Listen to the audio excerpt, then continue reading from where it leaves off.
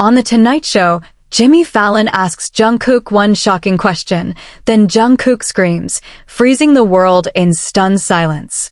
Is it true that you remember everything? The question hit the air like a gunshot, sharp, irreparable. The studio lights flickered as if recoiling, and the murmurs of the audience melted into a vacuum of disbelief.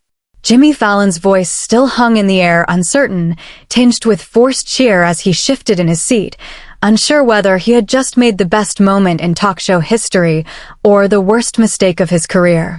Jungkook didn't blink.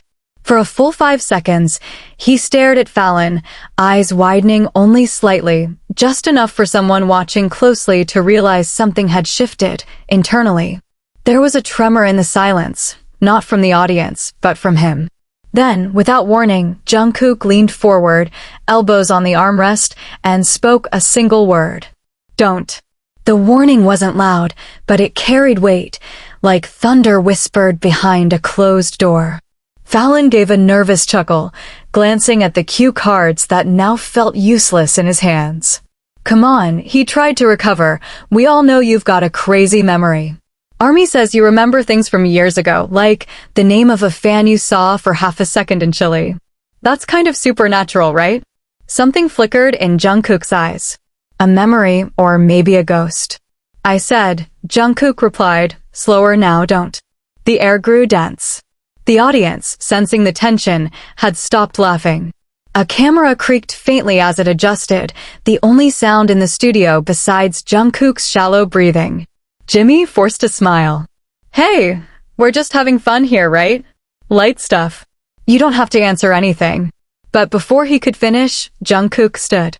The suddenness of his movement sent a ripple through the room. He looked down at Fallon, not with anger, but with a haunted stillness that was somehow worse. Then he screamed. It wasn't a human scream, not entirely. It came from the pit of something ancient and broken. A sound that clawed its way out of the depths of buried pain, ripped past every mask of celebrity calm, and exploded across the studio. Glass trembled. Microphones buzzed. And for a moment, no one moved. No one could. Even Fallon, mouth agape, sat frozen in his chair. Security hesitated. They weren't sure what had just happened. It hadn't been an attack, not technically. But the scream had cut deeper than any act of violence could have. One crew member dropped his headset. A camera operator blinked back tears without knowing why. Jungkook didn't wait for anyone to recover. He stormed off stage, leaving behind a trail of silence that buzzed louder than applause ever could. Backstage, chaos erupted. Producers barked into radios. A PR handler for BTS sprinted down the corridor, barefoot, her heels clutched in one hand. And in a quiet green room near the edge of the studio, Jimin sat alone, watching it all unfold on a monitor.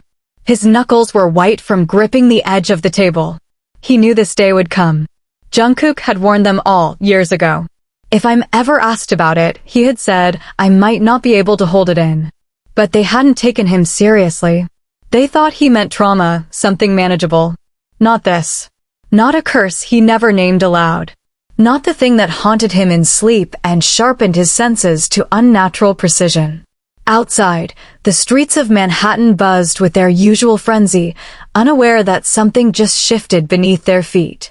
Jungkook walked into the city like a shadow without a home, heart pounding with a memory he hadn't wanted to unlock.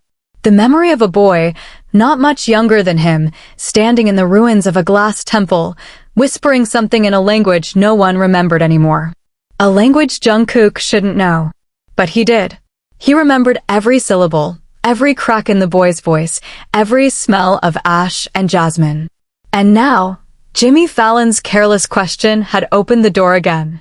Back in the studio, Fallon sat slumped in his chair, sweat slicking his palms. We'll be right back, he muttered to the camera, but the feed had already cut to black. No applause. No laughter. Just silence. And in that silence, something stirred. Something old. Something that remembered. Rain splattered against the windows of the black SUV as it sped down 8th Avenue, Jungkook in the back seat, his hoodie pulled low over his face. His fingers trembled in his lap, twitching as if they were still trying to press keys that weren't there, piano keys from a dream he could never fully forget, a song he never wrote but knew by heart. "Are you okay?" his manager asked from the passenger seat without turning around. Jungkook didn't answer. He wasn't sure what okay meant anymore. The scream had taken something out of him. No, not out. It had released something. Something ancient, something buried. His temples pulsed with pain, but the worst was the clarity. The rush of memory came back like a flood breaching a dam, and now he remembered it all. The boy, the temple, the fire, the words, and the woman in white. He squeezed his eyes shut. Don't remember her. Not her. But it was too late. Her voice echoed in his skull. When the question is asked, the silence will break. And with the silence, the door. He hadn't been born when he heard those words. He hadn't even existed. And yet, he remembered them like they were his own. In a dimly lit editing room beneath 30 Rock, Jimmy Fallon stared at the freeze frame of Jungkook's face just before the scream. He scrubbed the video back and forth. Zoomed in. Played the sound again. That scream wasn't just a sound. It had frequency distortions, fragments of strange harmonics embedded within it. The waveform didn't look normal. It looked layered. "Is this audio corrupted?" he asked the technician. "No," the technician replied slowly, dragging his finger across the screen. "But it's not just audio. Look at this." He pulled up the spectrogram. Within the scream were shapes, patterns, not visual noise, but actual design. Symbols, almost like writing, encoded in frequency. "What the hell is that?" Jimmy whispered. The technician looked pale. "It's not English. Or anything I've seen." Unbeknownst to either of them, across the city, in a library so old it had no address, a man in a gray suit sat up from his desk. He had been listening. He had felt it, the scream. And now that it was out, the clocks were turning again. He rose slowly, placing a gloved hand over a leather-bound book sealed with gold thread. 17 years, he murmured. He was supposed to hold it longer. Meanwhile, in a hotel room high above the East River, Jimin sat facing Jungkook. Neither of them spoke. The television played footage of the chaos at NBC on mute, talking heads speculating about emotional breakdown and viral mystery, but Jimin's eyes never left Jungkook's face. "You remembered everything," Jimin finally said. Jungkook nodded. "All of it. Even the fire," he whispered. Jimin's throat tightened. "And her?"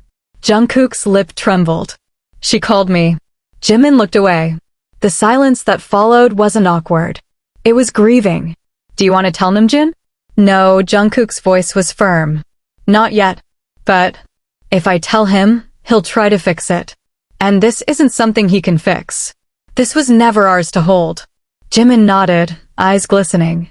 He reached into his coat and pulled out a small box. "Then you'll need this." Inside was a ring. Not gold. Not silver. Black. Smooth. Cold to the touch. It pulsed faintly under Jungkook's fingers like it had a heartbeat of its own. "You kept it?" Jungkook asked, barely above a whisper. "You asked me to." He slipped the ring on his middle finger. The pulse stopped instantly. The room felt a degree colder. And in that moment, the memories fell into order, like soldiers to command, quiet, still, but present. He could control them again. For now. Elsewhere, Fallon sat alone in his dressing room, staring at the strange printed spectrogram from the screen. He didn't know why he hadn't just burned it. Something about it kept pulling him in. His phone buzzed. Unknown number. He answered. A voice calm, British, polite. "You shouldn't have asked him that question." "I didn't mean." "It doesn't matter what you meant," the voice said, more gently this time. "It matters that the question has been asked. And now, Mr. Fallon, I'm afraid we'll need to meet." The line clicked dead. At 3:03 a.m., Jungkook woke with a jolt. Not from a dream. From a whisper in his ear. He's awake. He turned on the bedside lamp, heart hammering. But he was alone. The air smelled faintly of burned lavender. The hotel room was still. Still, except for the mirror. The reflection wasn't right. He stood up slowly, walked toward the mirror, and realized with a sharp intake of breath his reflection was smiling, but he wasn't. Then the lights cut out. Darkness swallowed everything.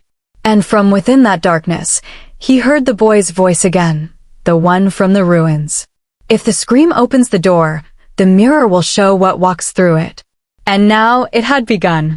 The darkness in the room wasn't just the absence of light, it felt thick, like something ancient had wrapped itself around the walls, the air, and even time. Jungkook stood motionless, staring into a mirror that no longer showed him. His reflection remained smiling, the tilt of the mouth just wrong enough to look inhuman. Then, without warning, the reflection lifted its hand before he moved. Jungkook recoiled, breath caught in his throat. That wasn't a reflection. That was something else. Something inside the mirror. Something watching. And then it spoke. Its voice came not from the mirror, but from behind his eyes. You opened the scream. You broke the pact. Now the memory must walk again. Jungkook's pulse pounded in his ears. Who are you? He asked aloud. The reflection tilted its head. You. In a burst of adrenaline, Jungkook grabbed the heavy lamp beside the bed and hurled it at the mirror. Glass exploded, spraying the floor in glittering fragments. The lights flickered back on and the room snapped back to normal, too normal. The mirror was broken. But his reflection was gone. He stood there, panting, blood beginning to drip from a cut on his palm. For a brief second, he felt like a child again, helpless, small, and hunted by something he couldn't see. But not this time. This time, he remembered. 3 blocks away, Fallon stepped out of a black car into the rain. He looked up at the building in front of him. No signs, no windows. Just a single black door and a strange circular emblem etched into the wood, half a star, half an eye. A man was waiting beside the door, holding a black umbrella. He wore a gray suit, the same kind from the dream Jimmy had 2 nights ago. Except he'd never told anyone about that dream. Mr. Fallon, the man said in that same crisp British tone. My name is Malric. We've been expecting you. Jimmy followed him inside. The hallway was long, lined with old books and antique masks. As they walked, Malric explained things calmly, like a teacher walking a child through a difficult lesson. There are people in this world, Mr. Fallon, who remember things they shouldn't. Events, languages, entire lifetimes never lived. Most dismiss these as imagination. But a few, rare few, retain true memory. Not of this life, but of all the lives before. And Jungkook. Malric stopped at a heavy wooden door. He remembers more than anyone. Because once, long ago, he was the keeper. The keeper of what? Malric opened the door. Inside was a wall covered in drawings, charcoal sketches, symbols, timelines, and in the center, a portrait. Of Jungkook. But not the idol. This was a version of him in robes, eyes filled with starlight, standing beneath a shattered sky. The keeper of silence, Malric said. Before the scream, he kept the door closed.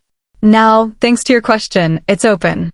Jimmy stepped back, feeling like the floor had tilted beneath him. I didn't mean to. No one ever does, Malric said softly. But intent doesn't matter anymore. Now we must act. Or what comes through that mirror won't just take him. It will take everything. At that same moment, in a secluded apartment in Seoul, Namjoon sat surrounded by books. He hadn't spoken to Jungkook since the incident, but he felt something had shifted in the world, an invisible tremor, like an echo from the future. He pulled out a sealed envelope from a locked drawer. Written on the front in Jungkook's own handwriting were the words, "Only if I scream." With trembling fingers, Namjoon opened it. Inside was a letter. And a drawing. The letter was short. If you're reading this, I remembered everything. Don't look for me. Don't follow. Just guard the others. If I fail, they'll come through the mirrors. And if that happens, break the sky. JK. Namjoon stared at the drawing. It was a symbol identical to the one now spreading like an inkblot across major cities. A crescent fused with a keyhole, drawn in red ink that smelled faintly like iron. He picked up his phone and called Jungi. We need the whole group, he said. This isn't just about Jungkook anymore. It's about the pact. Jungi's voice was tight. So it's real then? Yes. And it's starting again. Back in the hotel, Jungkook wrapped his hand with a towel and stepped onto the balcony. The rain had stopped. The city below was eerily quiet. Then, without warning, every billboard, every digital screen flickered and changed. Not to an ad, but to him. Every screen showed Jungkook's face, except the eyes were pitch black, and a black ring pulsed on his finger like a heartbeat. Then the face smiled and whispered one word in a language the city didn't understand. But Jungkook did. It meant return. And in that moment, somewhere deep within the earth, the forgotten door stirred. And something knocked. At exactly 4:44 a.m., all clocks in Times Square froze. The power outage hadn't been total, no. The lights were still on, the neon ads still glowing. But every clock had stopped, all at once, as if time itself had taken a breath and refused to exhale. In a cold, subterranean archive beneath the city, an ancient sensor lit up red for the first time in 77 years. A man in robes stitched with stardust leaned over the console, face shadowed by a hood. His fingers brushed tremblingly against the screen. The reading was clear. The keeper has returned. Jungkook sat cross-legged on the hotel bed, his breathing slow, measured. Around him, strange objects lay arranged in a circle. A shard of obsidian, a folded paper crane soaked in salt water, a small hourglass half filled with black sand. He lit the final candle. The ritual was one he had never performed in this life. But his body remembered. That was the curse. Every inch of him remembered. He had tried to forget it all when he was reborn into this world, when the pact had been forged, when the circle of 7 had chosen to scatter across lives, hiding their memories in ink, rhythm, and silence. But silence never stays buried forever. The scream had not just opened the mirror. It had called them. The forgotten ones. Not demons. Not gods. Versions. Of themselves. Of what they might have become had they embraced memory without mercy. Now they were hunting him. Again. And this time, he was alone. Or so he thought until the knock came. 3 sharp raps. He rose slowly, reaching for the obsidian shard, the ring on his finger pulsing like it knew what stood outside. He opened the door. And Jimin walked in, soaked to the bone, breath steaming in the cold room air. But it wasn't the weather that chilled him. It's happening in Seoul, Jimin said. Jungkook's expression didn't change. The marks. Jimin nodded, pulling up a photo on his phone. A skyscraper downtown had been vandalized, or maybe branded, with the same symbol from the letter, crescent fused with a keyhole. It was 30 feet tall, scorched into glass. But what struck them most were the people in the photo, pedestrians frozen mid-step, all of them looking up at nothing. Their eyes black. No memory, Jimin whispered. They're vessels. Jungkook felt something tighten in his chest. We don't have time to run. It's waking faster than I thought. Jimin stepped closer. So what now? Jungkook looked toward the cracked remains of the mirror, and beyond that, the dark skyline. We remake the pact. At dawn, in a temple hidden in the mountains of Gangwon-do, Namjoon stood before a sacred pool. Jeon arrived first, his face gaunt, older than his years, something heavy behind his eyes. Then came Yoongi, Hoseok, and Taehyung. They stood silently, not needing to speak. They had all felt the scream. Some in dreams, some in waking hallucinations. All of them had forgotten, until now. Namjoon placed 7 stones in a circle. The air grew colder. Jeon stepped forward. Are we certain? We are, Namjoon said. And Jungkook. He started the awakening. But he can't do this alone. Each of them placed a single item into the pool, a scrap of lyric, a piece of cloth, a lock of hair, a whispered name. Memory encoded in identity. As the final offering sank, the water began to shimmer. And from it rose not reflection, but a door. Not a physical one, but an imprint in space. A door only they could see. One they had sealed lifetimes ago. And now they had no choice but to open it again. Meanwhile, Jimmy Fallon sat in the vault beneath Malric's library, fingers tracing a weathered photograph. It showed 7 boys. But the photo was dated 1862. All of them looked like BTS. And at the center, Jungkook. Is this real? Fallon whispered. Malric nodded. Cycles. Reincarnations. Memory transfers. You are the anomaly, Mr. Fallon. You weren't part of it. But now, you've entangled yourself. I didn't mean to. That doesn't matter anymore. You've heard the scream. Seen the mirror. You're marked now. Jimmy pressed a hand to his chest. Beneath his shirt, something burned faintly, an invisible sigil, shaped like the keyhole crescent. Malric stepped closer. When the pact is remade, he said, the door opens. But if the seventh seal fails, if even one of them falters, it won't be Jungkook that pays the price. Jimmy stared at him. Then who will? Malric's voice was barely a whisper. All of us. That night, Jungkook stood at the top of a derelict clock tower in Brooklyn, candlelight flickering at his feet. The city moved below unaware. But above, the stars had shifted. He could see it now. The constellation of the key. The same pattern etched into his mind as a child. A map. A warning. And the scream wasn't just a release. It was a summoning. The keeper had remembered. And now, so would the forgotten ones. The world didn't end in fire or thunder. It ended with a sound, a low, impossible hum vibrating through the bones of everyone who had ever heard the scream. Not loud. Not violent. But ancient. Heavy. The kind of sound the earth might make if it were crying in its sleep. Jungkook stood at the center of the old observatory in Brooklyn, the stars above forming constellations no modern map recorded. 7 candles surrounded him. One for each. One for every keeper of the pact. Behind him, the others arrived one by one. Jimin first, quiet and ghost-like. Then Jeon and Namjoon, the oldest souls among them, carrying the fragments of the last seal. Yoongi brought the whisper box, its latch still rusted shut. Hoseok lit the first glyph on the floor with a single word, and Taehyung, silent as winter, pressed his palm to Jungkook's shoulder and nodded. They were all there. For the first time in this life, together. No fanfare. No encore. Just memory. Namjoon unrolled the scroll of breath, written in a dialect that existed before language.